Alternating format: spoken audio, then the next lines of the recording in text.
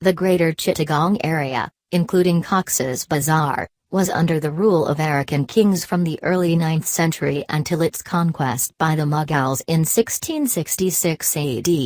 8. When the Mughal prince Shah Shuja was passing through the hilly terrain of the present-day Cox's Bazar on his way to Arakan, he was attracted to its scenic and captivating beauty. He commanded his forces to camp there. His retinue of 1,000 palanquins stopped there for some time. A place named Jilahazara, meaning 1,000 palanquins, still exists in the area.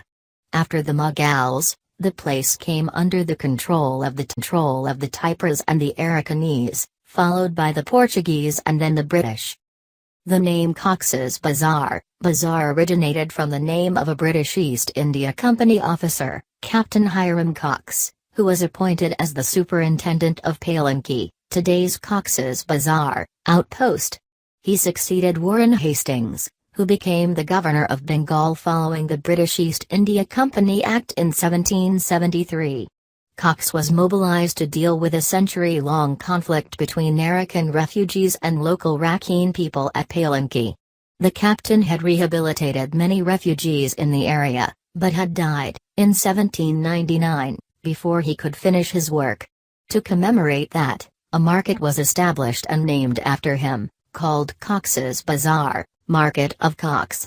Cox's Bazar then was first established in 1854 and became a municipality in 1869. 8. After the Sepoy Mutiny, Indian Rebellion of 1857, in 1857, the British East India Company was highly criticized and questioned on humanitarian grounds, especially for its opium trade monopoly over the Indian subcontinent. However, after its dissolution on January 1, 1874, all of the company's assets including its armed forces were acquired by the British Crown. After this historic takeover, Cox's Bazar was declared a district of the Bengal province under the British Crown. After the end of British rule in 1947, Cox's Bazar became part of East Pakistan. Captain Advocate Fazlul Karim, the first chairman, after independence from the British, of Cox's Bazar municipality, established the tamarisk forest along the beach. He wanted to attract tourists as well as to protect the beach from tsunami.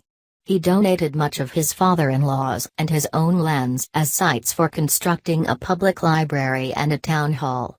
He was inspired to build Cox's Bazar as a tourist spot after seeing beaches of Bombay and Karachi, and was a resort pioneer in developing Cox's Bazar as a destination.